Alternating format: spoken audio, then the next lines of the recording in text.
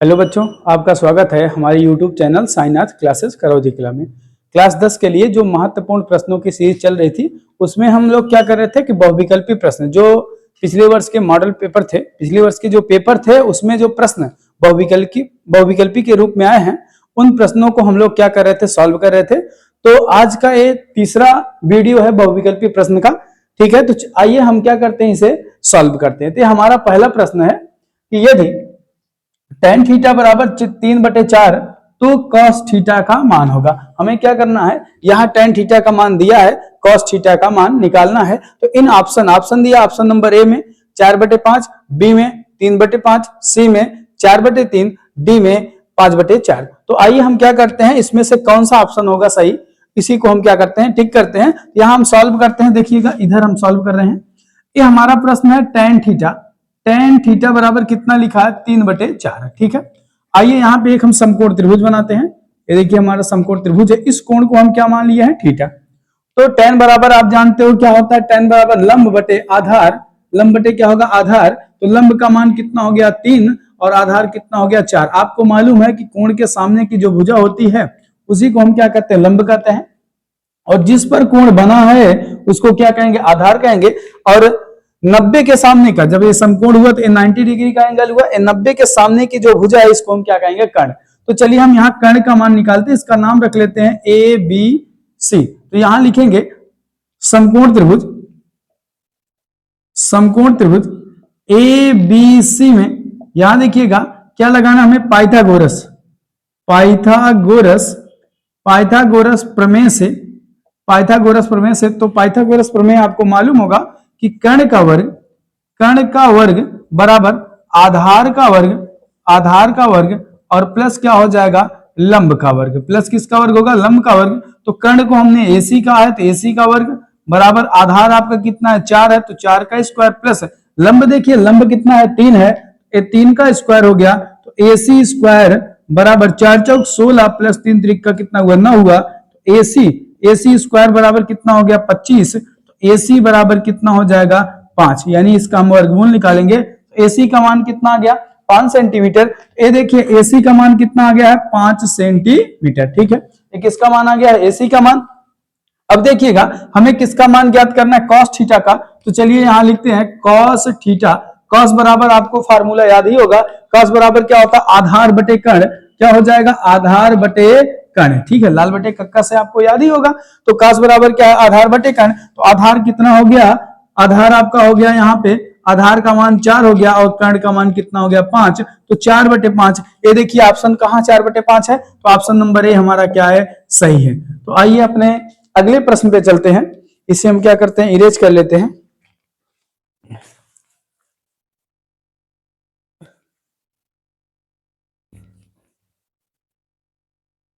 चलिए इसे हम इरेज कर दिए।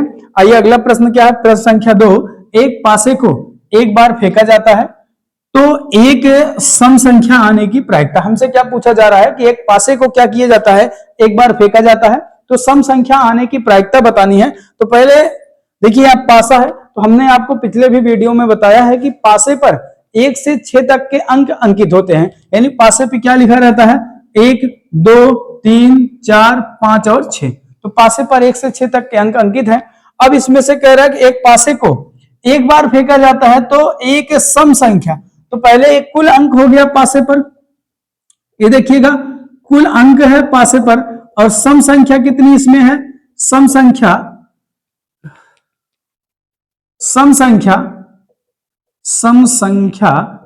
कितनी है, देखिए ये 2 है, 4 है और 6 है। यानी 2 4 6 ये सम संख्या। तो सम संख्या आने की हमसे प्रायिकता पूछी जा रही है। तो आप ध्यान दीजिएगा, सम संख्या आने की प्रायिकता, सम संख्या कितनी है, 3। तो प्रायिकता का फार्मूला आप जानते हो, प्रायिकता बराबर क्या है कि संभावना बटे कुल संभावना बटे क्या है, कुल संभावना। ठीक है, तो टोटल कितनी संभावना, यानी टोटल कितने अंक है, 6 अंक है। टोटल कितने अंक है, 6 अंक है। तो इन 6 में से कोई भी आ सकता है। तो भाई कुल संभावना कितनी है, 6 है। लेकिन क्या ले आना है, सम संख्या। तो सम संख्या कितनी है, 2 4 6 यानी 3 ही है, तो यहाँ पे हम लिखेंगे 3, तो 3 दूना कितना हो गया 6, यानी आ गया आपका 1/2। इस तरीके से इस प्रश्न संख्या 2 का जो हमारा आंसर है कितना है, 1/2। तो ऑप्शन नंबर कौन सा सही है, बी सही है। अब आइए अपने अगले प्रश्न संख्या 3 पे चलते हैं।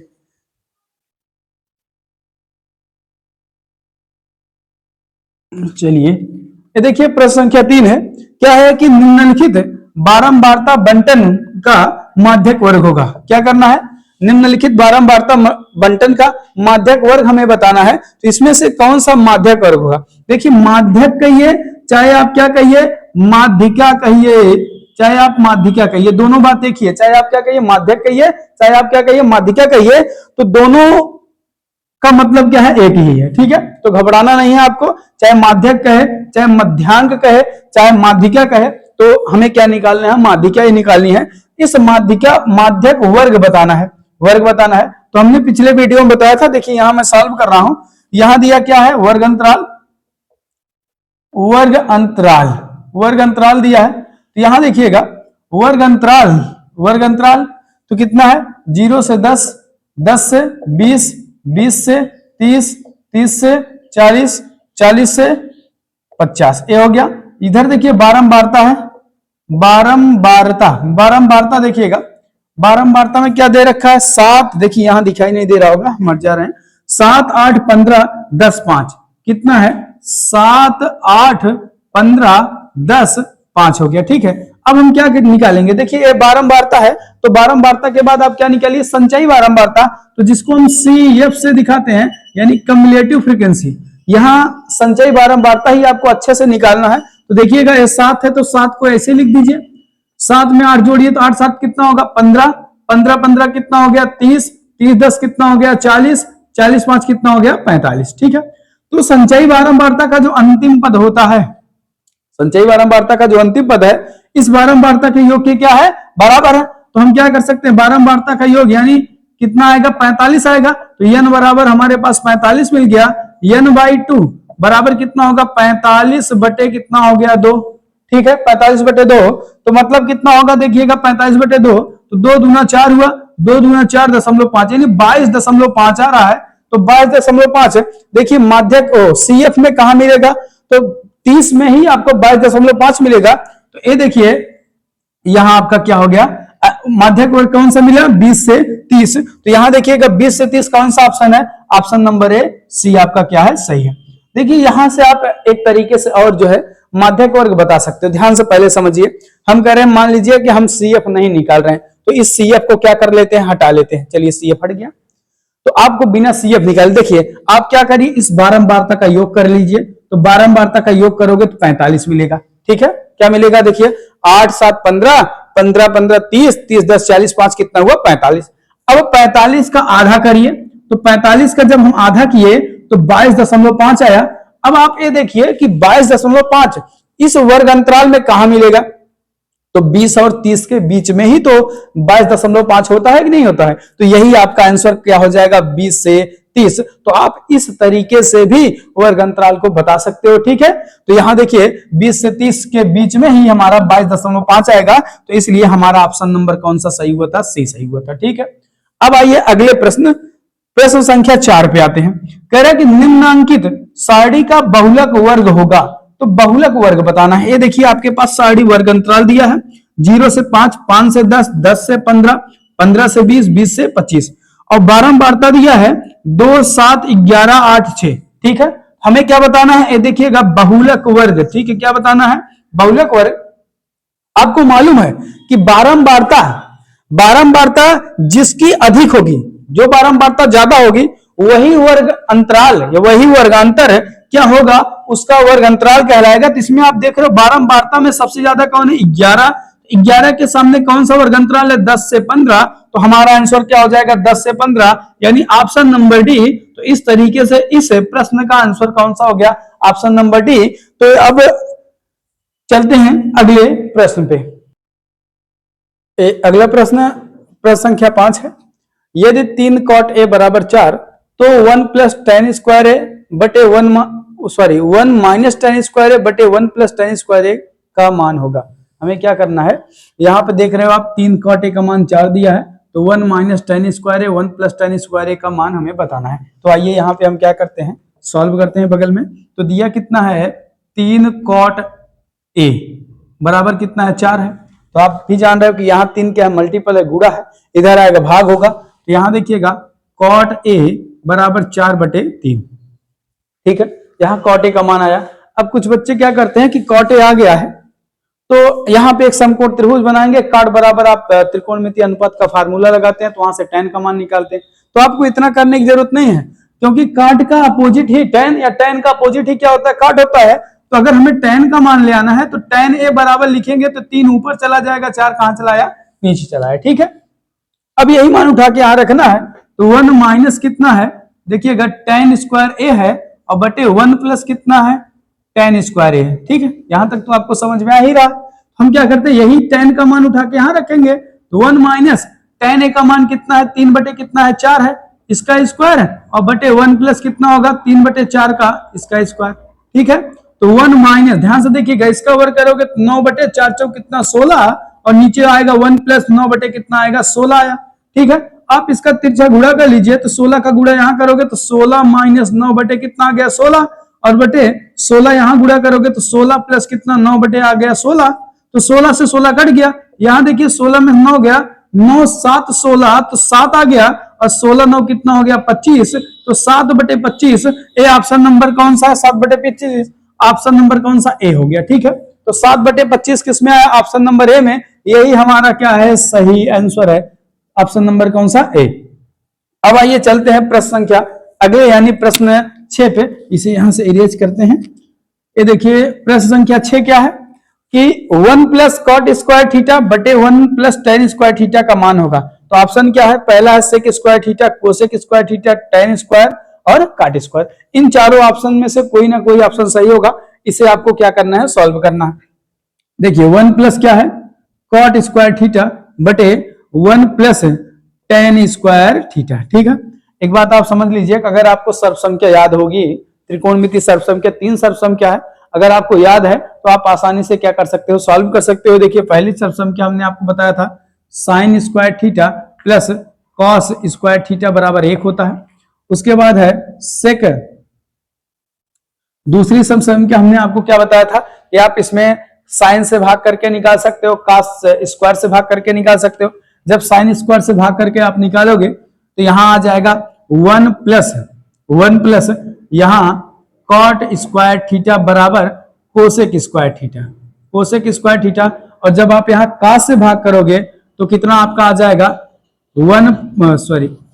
कॉस से भाग करोगे तो 1 प्लस tan स्क्वायर थीटा बराबर क्या हो जाएगा, सेक स्क्वायर थीटा। यही आपके पास 3 सर्व संख्या है, चाहे आप इसको उठा के यहां कर लीजिए, इसको उठा के यहां कर लीजिए, ठीक है। तो हमें यहां देखिए क्या ले आना है, 1 प्लस काट स्क्वायर। तो आप देख रहे हो 1 प्लस काट स्क्वायर बराबर क्या होता है, कोसेक स्क्वायर। तो हम क्या लिख सकते हैं यहाँ पे, कोसेक स्क्वायर थीटा बटे 1 प्लस tan स्क्वायर थीटा। तो 1 प्लस tan स्क्वायर के स्थान पे क्या लिखेंगे, सेक स्क्वायर थीटा, तो सेक स्क्वायर थीटा।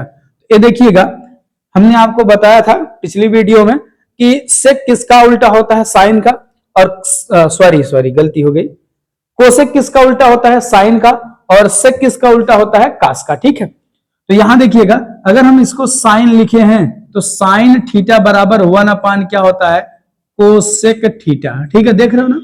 तो भाई कोसेक को अगर यहां कर देंगे, साइन को यहां करेंगे तो कोसेक थीटा बराबर 1 अपान कितना होगा, साइन थीटा, देख रहे हो ना।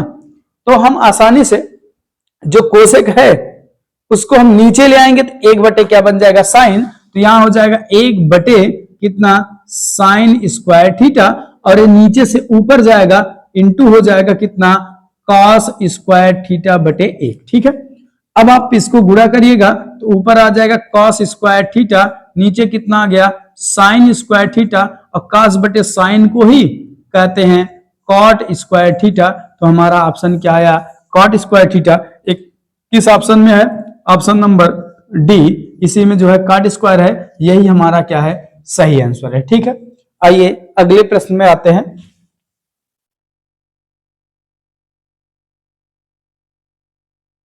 अगला प्रश्न है, यदि एलसीएम 35 का 63 बराबर 315, तो HCF 35, 63 होगा। यानी हमें क्या बताना है, हमारे पास दो संख्या 35 और 63 है, LCM 315 है, HCF और बताना हमें 35 और 63 का HCF कितना होगा।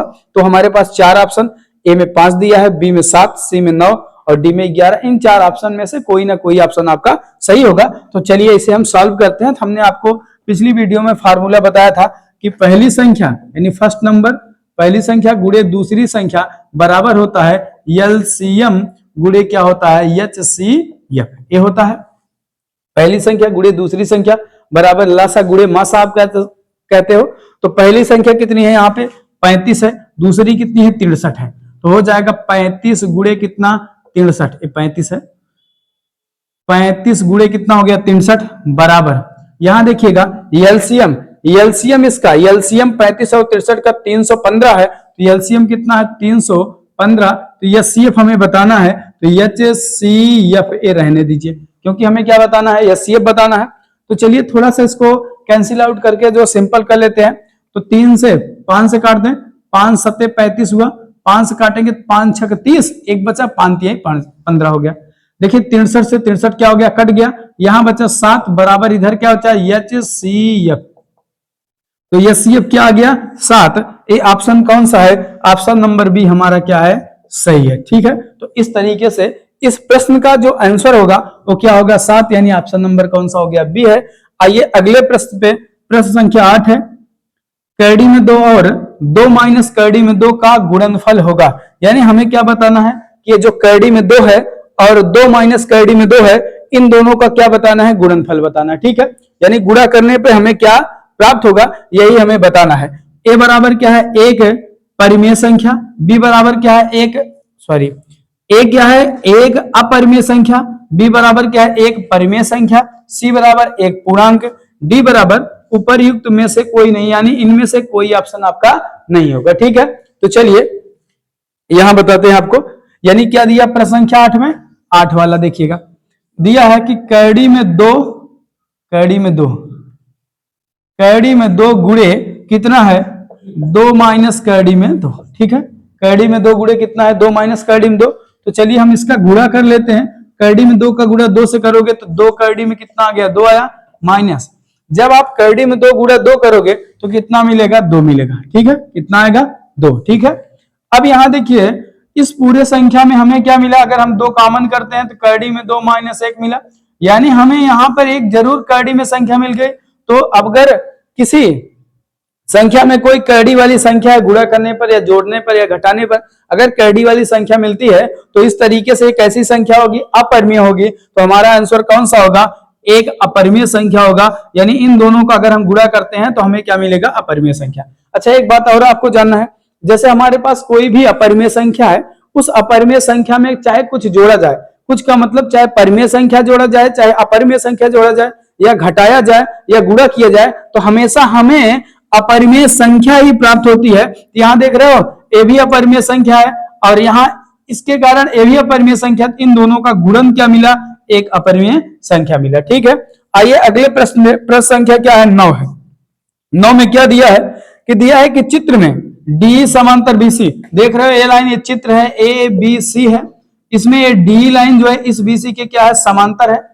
ठीक है, तो थेल्स का प्रमेय आप पढ़े हो कि किसी भी त्रिभुज की 2 भुजाओं को विभाजित करने वाली रेखा तीसरी भुजा के अगर समांतर है, तीसरी भुजा के क्या है, समांतर है, तो भुजाओं का जो अनुपात होता है वो क्या होता है, बराबर होता है।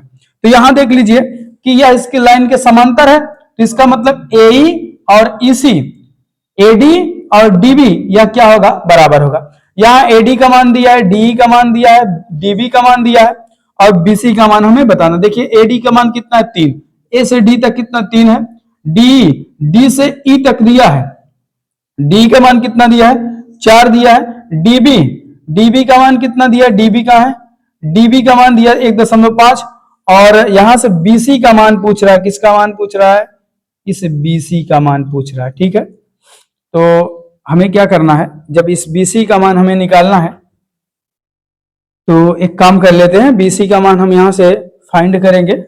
AB पूरा है, AB बटे हम AD कर रहे हैं, AD हो गया, ये बराबर हो जाएगा। यह देखिए बड़ी भुजा BC है, तो ये BC हो गया बटे ये छोटी भुजा कितनी है, D है। ठीक है, अब यहां से हम मान उठा के रखते हैं। देखिए AD का मान कितना है, 3 है, तो AD का मान 3 और हमें AB का मान चाहिए। देखिए AB यहां से लेके यहां तक AD प्लस DB, तो AD का मान कितना है, 3 है और DB का मान कितना है, 1.5 है। तो 3 और आप 1.5 मिलाओगे कितना होगा, 4.5। तो इसका मान आ गया 4.5 बटे AD का मान कितना दिया, 3 दिया है, 3 हो गया बराबर BC का मान हमें निकालना है और बटे D, ये देखिए D का मान कितना है, 4 है, तो यहाँ कितना हो जाएगा 4। ठीक है, इसका हम गुणा करेंगे, तो इसका गुणा करेंगे 4 का, तो 4.5 गुणे 4 बटे कितना हुआ, 3 और बराबर BC आ गया। तो ये देखिए 3 से आप काट सकते हो, 15 3 45 से 1.5 ये आ गया। 1.5 गुणे कितना 4 बराबर कितना हो गया, BC आया। तो 15 चौका 60, एक अंक पे दशमलव बराबर कितना आ गया, BC। तो BC का मान कितना है, 6 सेंटीमीटर। तो इस तरीके से BC का मान कितना, 6 आया। तो हमारा ऑप्शन नंबर कौन सा है, D। तो ये देखिए प्रश्न संख्या 9 का ऑप्शन कौन सा सही हुआ, D है। चलिए अगले प्रश्न पे चलते। अगला प्रश्न संख्या कितना है, 10 है। रैखिक समीकरण युग्म 4/3x प्लस 2y बराबर 8, 2x प्लस 3y बराबर 12 के हलों की संख्या बतानी है कि इन दोनों समीकरण के कितने हल हो सकते हैं। तो यहाँ ऑप्शन में केवल एक दिया है, अनंत दिया है, 2 दिया है और कोई नहीं। तो आप रैखिक समीकरणों के हल के बारे में आप जानते हो कि एक क्या है, अद्वितीय हल है, दूसरा अनेक हल है और तीसरा इनमें से मतलब अनेक हल है और तीसरा कोई हल नहीं है। ठीक है, तो जब दो समीकरण एक दूसरे के समांतर हैं तो समांतर इसका मतलब वो काटेंगे नहीं, तो उसका कोई हल नहीं होगा।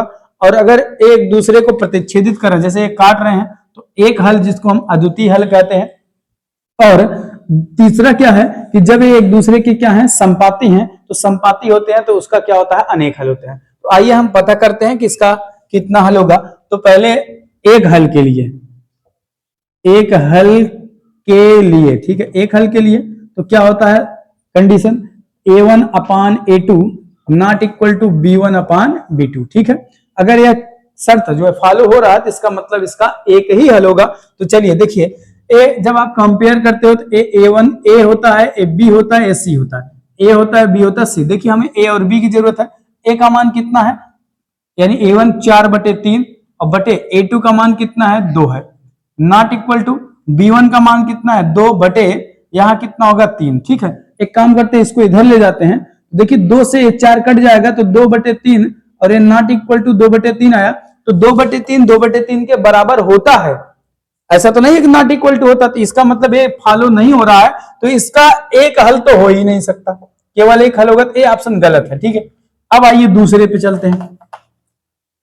जब दो रेखाएं समांतर हो यानी कोई हल नहीं है, कोई हल नहीं है, कोई हल नहीं है, तो उसके लिए शर्त क्या है, A1/A2 equal to B1/B2 not equal to C1/C2। ठीक है, तो चलिए यहां A1 का मान फिर कितना है, वही 4/3 और बटे कितना 2 हुआ, बराबर B1 का मान कितना है, 2/3 है, नॉट इक्वल टू C1 का मान कितना है, 8/12। ठीक है, 2 से काटेंगे तो 2/3 आया, बराबर 2/3 आया, नॉट इक्वल टू 4 दूना 8, 4 3 12। तो ये 2 बटे कितना आ गया, 3। देखो आप देख रहे हो यहाँ नॉट इक्वल टू लगा, यह इसके बराबर नहीं होना चाहिए, लेकिन ये तीनों आपस में क्या है, बराबर है। तो इसका मतलब इसका कोई हल नहीं होगा। तो यहाँ देखिए कोई नहीं है, ये भी ऑप्शन हमारा आंसर नहीं होगा। ठीक है, अब बचा अनंत और 2। ठीक है, तो आइए अब हम अनंत के लिए आते हैं। अनेक हल जिसको कहते हैं हम क्या है, अनेक हल।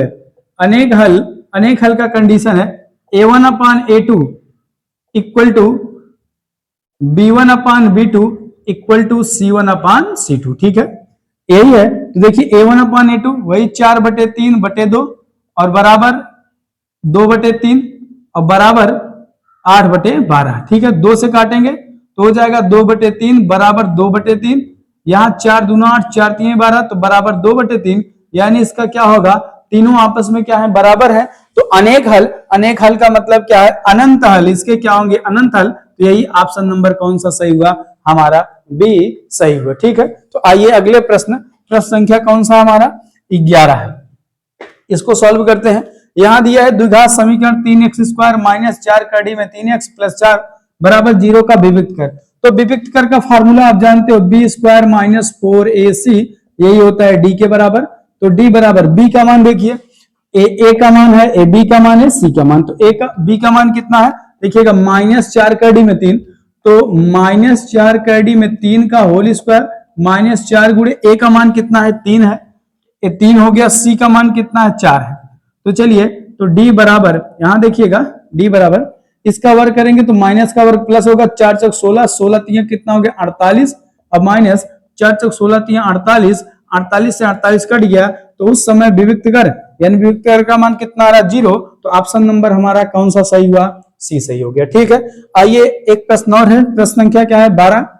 तो एपी 3 + 3 का डी में 2 और 3 + 2 का डी में 2, 3 + 3 का डी में 2 डॉट डॉट डॉट का सर्वांतर। तो सर्वांतर आप भी जानते हो, हमें क्या करना है, दूसरे पद से पहले को घटाएं तब भी सर्वांतर आएगा, तीसरे से दूसरे को घटाएं तब भी सर्वांतर आएगा। तो चलिए डी बराबर निकाल लेते हैं 2, सॉरी यहां 3 प्लस कैडी में 2 -3 करेंगे, 3 3 से कट गया, तो डी का मान कितना है कैडी में 2, यही हमारा क्या सर्वांतर है। तो यहाँ पे कैडी में 2, ये ऑप्शन नंबर कौन सा हुआ, डी हुआ, यही इस प्रश्न का क्या हुआ, सही आंसर हुआ। ठीक है, तो इस तरीके से आज के लिए यहीं तक है, मिलते हैं अपने अगले वीडियो में, धन्यवाद।